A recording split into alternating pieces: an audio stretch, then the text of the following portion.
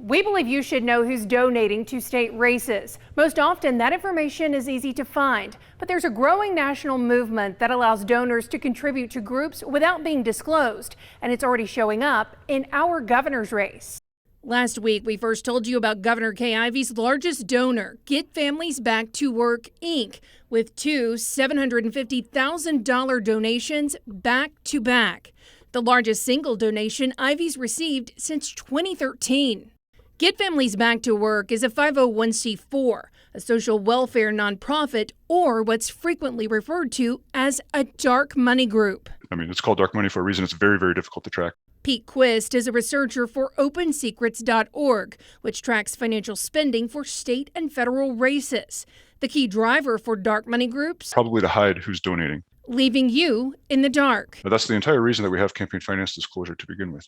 Why you can see contributions to political campaigns is so that you can, as a voter, understand who the friends are for the candidates that you have to choose from.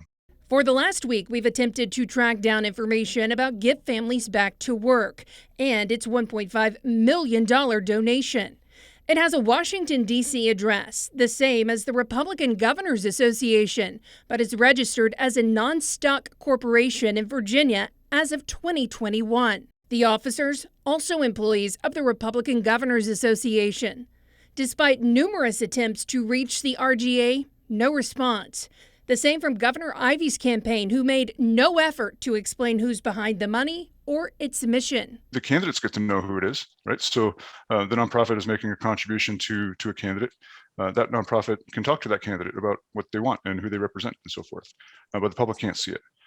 And one of the key features of an accountable democracy is an informed electorate, and the idea that you should be able to understand who you're voting for and what kind of interest that they represent. By virtue of how dark money groups are organized, we may never know who's signing the checks.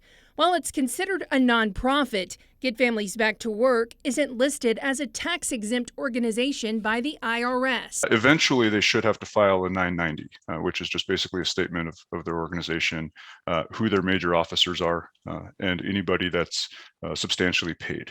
So like an executive, perhaps.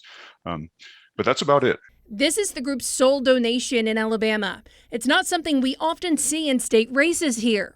There are no contribution limits in Alabama, leaving little reason to hide behind dark money groups, at least for now. We are seeing an increase in dark money around the country, and it is very likely that this will actually happen more in the Alabama elections going forward. Jennifer Horton, WBRC, Fox 6 News, on your side.